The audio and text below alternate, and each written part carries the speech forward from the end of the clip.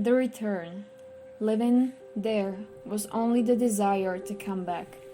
If you dare to call this period such name, the times of soulless skeleton, being deathly days drag, getting closer and closer to its own grave. Longing was the only way of living, to rave for happiness, pleased by our crazy visions and dreams. During the insomnious nights, laying in our smelly beds, curses flowed from our bloodless lips. The urge to live lit the bloodstained side on fire, in the goblet of hope, henbane so bitter. The return, should you trust God's miracles trial, or is he just trying not to make your yearning further? After the Russian Revolution of 1917, Vladimir Lenin, founder of the Russian Communist Party, took control of the Soviet Union. Even though the creation of system of concentration and correctional labor camps gulags began in the 1919, it blossomed during Stalin's reign of terror. Alongside criminals and recidivists, the majority of gulag prisoners were completely innocent people, locked up for a broad variety of political reasons, on the basis of trumped-up charges or ethnicity, or even without apparent cause.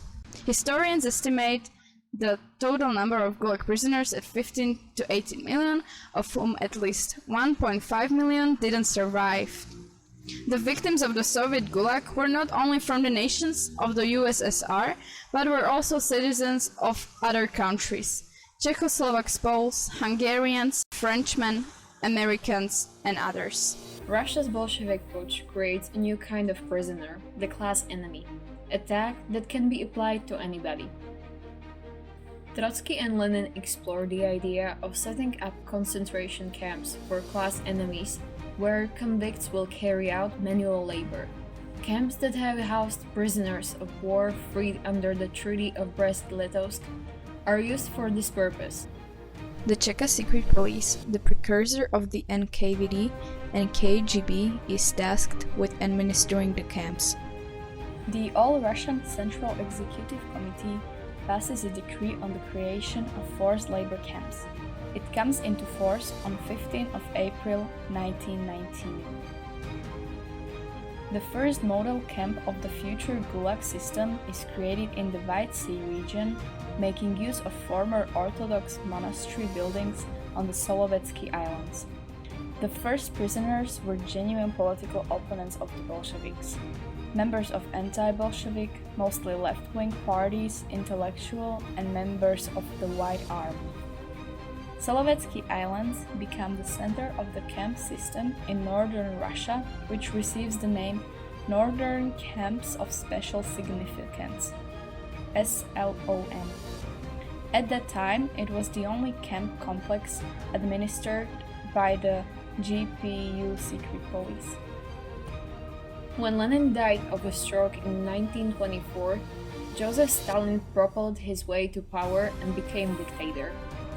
Stalin announces a program of rapid industrialization and 5-year plans. The Politburo, the executive committee for communist parties, decided to establish a unified network of camps to replace the previous dual prison system for class enemies and criminals. The secret police administer the camps. Archipelagos of camps grew up at the sites of enormous economic projects, such as a canal from the White Sea to the Baltic Sea, gold mining in Kolyma, communications constructions, the Baikal-Amur mainline in the second half of the 1930s, etc. Creation of the main camp administration. Главное управление лагерей. Gulag, an acronym that has appeared sporadically since 1930, under the USSR's People's Commissariat of Internal Affairs, which takes over the management of practically all Soviet prison facilities. The acronym of this administrative body gradually catches on as a general term for Soviet prisons and camps. The period of Stalin's Great Terror. The highest echelons of the Communist Party, the army, the civil service, and also the Gulag management are particularly hit by the purges. Many people are executed, while the remainder are sent to the camps, which are unable to handle the mass influx of prisoners. The death rate among prisoners increases by up to threefold. The start of the Second World War sees both an influx of prisoners deported from territory freshly occupied by the Soviet Union, Eastern Poland, the Baltics, Bessarabia, and the release of certain categories of prisoners to meet the needs of the Red Army. There is a fresh wave of arrests among the ranks of the Red Army, former German prisoners of war, and ethnic minorities, including Soviet Jews. During the Second World War and shortly after its end, a large number of Slovaks were taken to German and Soviet concentration camps. Since October 1944, members of the Soviet secret police NKVD have been coming to Slovakia for the Red Army units. They forcibly and illegally arrested thousands of men and dragged them to hard labor in the Soviet Gulag labor camps. An unknown number of people were taken from Slovakia in this way. More than 7,000 citizens have been documented so far, of which more than 200 were women, and more than 550 people died in the camps. Those who survived did not return until many years later. One of the forcibly taken men was also the father of Mrs. Turekova. We are now standing in front of the house, where she spent almost her whole childhood, waiting for her father to return from labor. After many years of grief, she got over her father's fate and, in remembrance of him, decided to dedicate a significant part of her life to find out more about the terrors of the past. Ja sa volám Mária Tureková, Vavreková, rodená Olešáková. Pochádzam zo Starej Ľubovne, mamka bola tiež zo Starej Ľubovne, rodená Vitkovská. Vydala sa za môjho otca, Jozefa Olešáka, ktorý bol elektrotechnik, spisky Nemec z Podolínca pochádzal. Bol spolumajiteľom elektrárne v Starej Ľubovni. Elektráreň v 1944 roku zhorela. Presťahovali sme sa potom do Podolínca a v 1945 roku po fronte prišli dvaja z NKVD do nášho domu za otcom, že potrebujú na také práce na 3 dni a že on sa vráti. Takže že zobrali ho a ešte z mestského úradu sa vrátil a pre teplé oblečenie. A na opravu mostov, že si má zobrať teplé pradlo a takú stravu na 3 dni.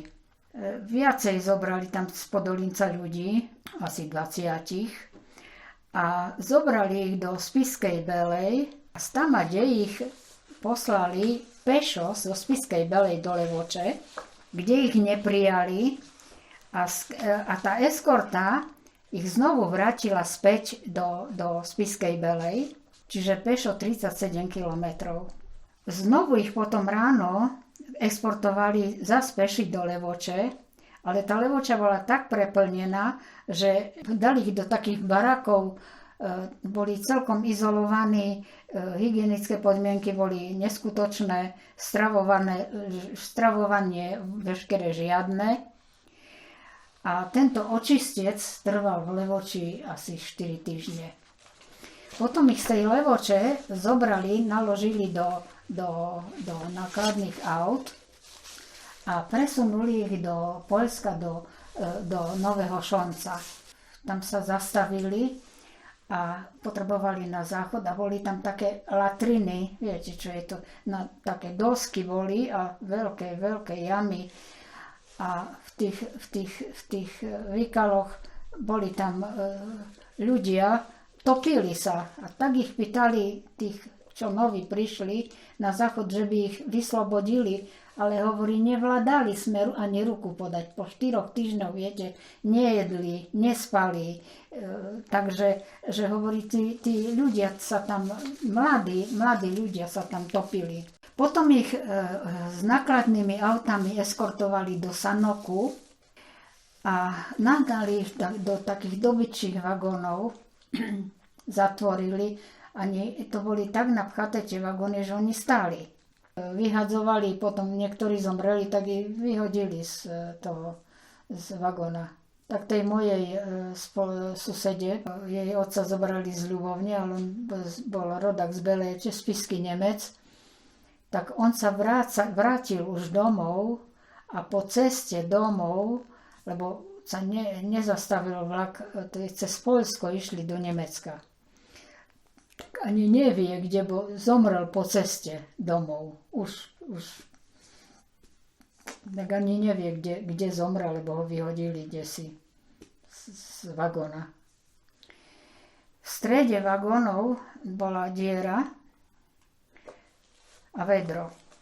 No tak tam chodili na vecko, cestovali asi 8 dní, niekde zastavili, na dajakej stanici ani nevedeli kde. A kto mal nejakú nádobku, tak dostal dajakú, no by som povedala, pomije. To nebolo jedlo, ale tak keď ste vyhľadovaní, tak jete všetko. A kto nemal, tak do rúk im dávali toto jedlo. Možno raz za 3 dní dostali. A nemali ani vodu, tak pili vlastný moč. Že to boli neskutočné podmienky tej cesty. Tá cesta trvala 9 dní a dostali sa do Alagíru, to je pod Kaukazom. A takto odtiaľ išli do tábora núdzov. Keď sa tam dostali, bolo neviem koľko, strašne veľa ľudí. Strašne veľa ľudí tam bolo. A to boli drevené príčne,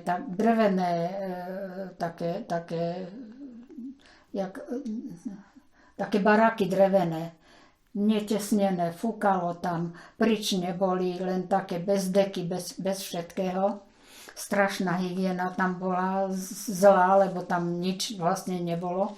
A strážili ich tam ruskí vrahovia. No tam v tom lágri, aká tam bola strava. Tí strážcovia proste zjedli, čo biedná strava bola, tak naši dostali, tí odvlečení dostali hlavu z ryby. Hlavu. No a pracovali v bani. No pracujte v bani, vysilení, hladní, uzimení. Tak tam z tej špiny a z toho všetkého dostali tyfus. Tak môj otec bol v februári vzatý do toho Nuzalu a v máji, 30. mája tam zomrel na tyfus. Dozvedeli sme sa o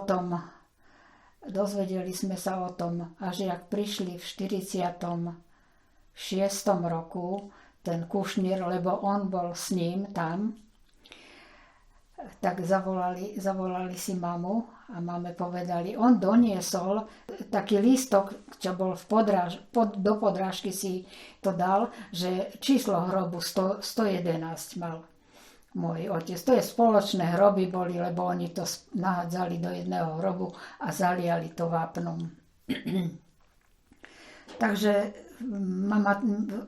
ja ako také dieťa som bola, my sme stále čakali, my sme tomu neverili, že ten môj otec zomrel, lebo veľa sa vracalo, viete, z tých gulagov naspäť.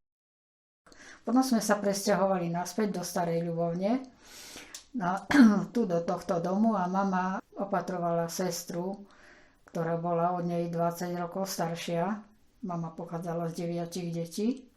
Bola pôrodná asistentka, ale ochorela, takže sa starala o 2 malé deti, o sestru. Tak ťažko, nemohla už ani do zamestnania ísť. Dôchodok bol taký všelijaký, takže veľmi ťažko sa nám žilo. The fate of Mrs. Schurdáková's father was a great inspiration for her to help others. She devoted years of her life to writing books and searching for Slovak victims of Soviet concentration camps. It was the survivor Jan Košut who worked with Mrs. Maria for years. Finally, they managed to write a book with a list of all those forcibly taken from Slovakia. Tiež, čo bol odvlečený a teraz po revolúcii sa dostal do Moskvy a on spísal tých ľudí, všetkých, ktorí zomreli. Tomu dal archív v Moskve. A jedna pani mi potom písala, že taká stará už jak ja, hovorí, doteraz sme nevedeli, kde vlastne otec zomrel, a tam ho našla v tom zozname, kde jej otec zomrel. In 1953, Stalin dies. At its height, the Gulag network included hundreds of labor camps that held anywhere from 2,000 to 10,000 people each. Conditions at the Gulag were brutal. Prisoners could be required to work up to 14 hours a day, often in extreme weather. Many died of starvation, disease, or exhaustion. Others were simply executed. In 1957, the Gulag system is abolished on the basis of a reform. Many labor camps are shut down. The Soviet economy is no longer based on the slave labor of prisoners. But the camps didn't disappear completely. No, treba sa zaujímať, lebo aby sa to neopakovalo. No, to je zlo v človeku. Človek chce byť Bohom. Sa miešame Pánu Bohu do remesla. No a potom sa pýtame niektorí ľudia, no a kde je? Pán Boh to nevidí. Pán Boh všetko vidí. Len to nerobí Pán Boh, to robia ľudia.